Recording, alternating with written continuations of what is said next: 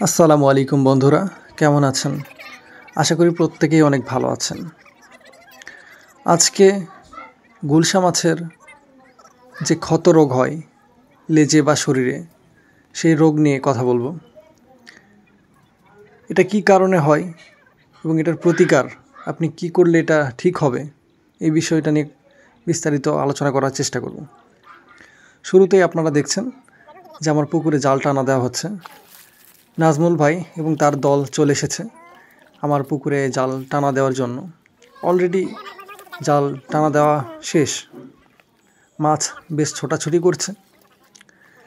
আসলে জাল টানা দেওয়ার উদ্দেশ্য হচ্ছে আমার পুকুরে মাছের গ্রোথ কেমন এসেছে এবং মাছের কোনো ক্ষতি হয়েছে কিনা বা অসুখ বিসুখ হয়েছে কিনা এটা চেক করার জন্য। বেশ মাশাআল্লাহ, আলহামদুলিল্লাহ, মাছের গ্রোথ বেশ ভালো এসেছে। সিলভার কাপের মাছগুলো প্রায় 800-900 গ্রামের মতো হয়ে গেছে 2 মাসের মধ্যে। এগুলো ছেড়েছিলাম 400 গ্রাম ওজনের। মিরর কার্প বা জাপানি মাছ যা দেখছেন আপনারা, এগুলো বেশ বড় হয়েছে। আর জাল টানা দিতে গিয়ে আমরা একটা জিনিস খেয়াল করলাম যে আমার যে জাপানি মাছগুলো ছিল, জাপানি বা মিরর কার্প, এগুলো অটো ব্রিড করে দিয়েছে। আর অটো ব্রিডের ফলে পুকুরে অসংখ্য তাদের পোনা হয়েছে, যেগুলো বেশ বড় হয়েছে। আপনারা একটু পরে দেখবেন যে জাপানের মাছগুলো কত সুন্দর হয়েছে। আর এই যে মাঝে মধ্যে দেখলেন যে তারা দু একটা মাছ উপরে ফেলে দিল, এগুলো হচ্ছে গুলশা মাছ। গুলশা মাছগুলোতে অসুখ হয়েছে। আমি দেখলাম যে লেজের দিকে ভাইরাস আক্রান্ত হয়েছে। আর গুলশা মাছ বেশ অনেকটা আছে পুকুরে, কিন্তু মাছ ওঠে নাই। পুকুরের নিচের স্তরটা বেশ সমান না, সেজন্য আর কি। আর তলানিতে কোনো কাদা ছিল না, সেজন্য কোনো মাছ ওঠেনি। অল্প কিছু মাছ উঠেছিল। আর যেসব উঠেছিল দু একটা মাছ মারা গিয়েছিল এবং ভাইরাস আক্রান্ত। সে মাছগুলো আপনাদেরকে একটু পরে দেখাচ্ছি। এই যে এখন তাদের হাতে দেখতে পাচ্ছেন যে জাপানি মাছের যে অটো ব্রিড করার যে মাছগুলো, এগুলো বেশ 1 মাসের মধ্যেই বেশ খানিকটা বড় হয়ে গেছে, বেশ বড় হয়েছে। এগুলো জাপানি এবং হাঙ্গরি, এই যে আমাদের এদিকে যেটা বলে আর কি, জাপানি এবং হাঙ্গরি। সো এখন দেখছেন যে আমার হাতে যে গুলশা মাছগুলো, এগুলো আমি ওজন করেছি, প্রায় 200টাতে কেজি এসেছে।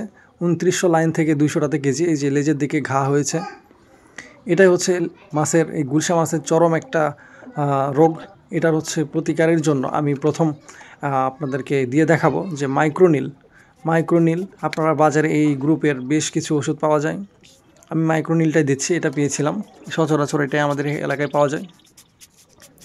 এই যে এটা দেওয়ার নিয়ম হচ্ছে, আপনি যখন পুকুরে মাছে এটা দিতে চাইবেন বা দিবেন, তখন একদম ফ্রেশ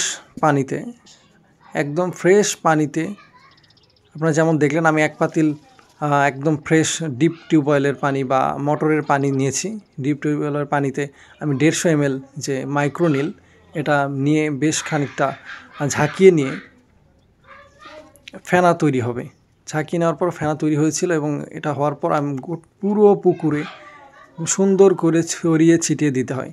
আপনারা দেখছেন যে আমি নিজে সব করছি, কত সুন্দর করে দিচ্ছি, যাতে আপনাকে এনশিওর করতে হবে যে পুকুরের ডানে বামে সামনে পেছনে যাতে সর্বোচ্চ চেষ্টা করবেন যাতে সব জায়গায় মাইক্রোনিল যে জীবাণুনাশক ওষুধটা, এটা প্রথম দিনেই দিয়ে দিতে পারেন। যখন আপনারা বুঝবেন যে আপনার পুকুরে ভাইরাসে আক্রান্ত হয়েছে মাছ, বিশেষ করে গুলশা মাছ, তখন আর 1 মুহূর্ত দেরি করবেন না। রৌদ্রোজ্জ্বল দিন হলে খুবই ভালো হয়।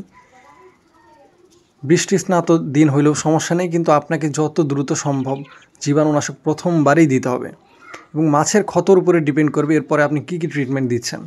আমার যেহেতু পুকুরে খুব অল্প পরিমাণে 2-1টা মাছে মাত্র এই ভাইরাসটা আক্রান্ত হয়েছে, সেজন্য আমি জীবাণুনাশক দিলাম এবং তারপরে আমি লবণ দিব এবং চুন দিয়ে দিব। এবং এর মাসিক পরিচর্যা যদি আপনারা করেন, প্রতি মাসের 10 দিন অন্তর জীবাণুনাশক, চুন এবং লবণ, এই 3টি জিনিস আপনারা অবশ্যই দিবেন। এবং মাসে 1বার বা 2 মাসে 1বার গ্যাসের ডোজ অবশ্যই করবেন গুলশার ক্ষেত্রে। এটা আপনার পুকুরের পরিবেশের উপর ডিপেন্ড করছে আপনি আর কী ট্রিটমেন্ট দিতে পারেন।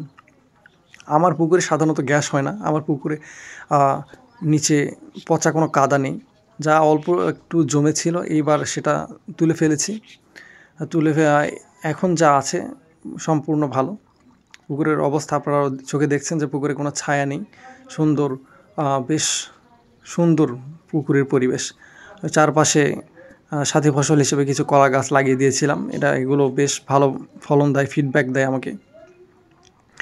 আর জাল টানা দেওয়ার পরে যেসব কাটা বা বাঁশ উপরে তুলে ফেলে দেওয়া ছিল সেগুলো আমি নিচে নামিয়ে দিচ্ছি। এতে হবে কি, মাছগুলো তাদের বাসস্থান হিসেবে একটা জায়গা পাবে এবং চোরের উপদ্রব থেকেও ইনশাল্লাহ রক্ষা পাবে।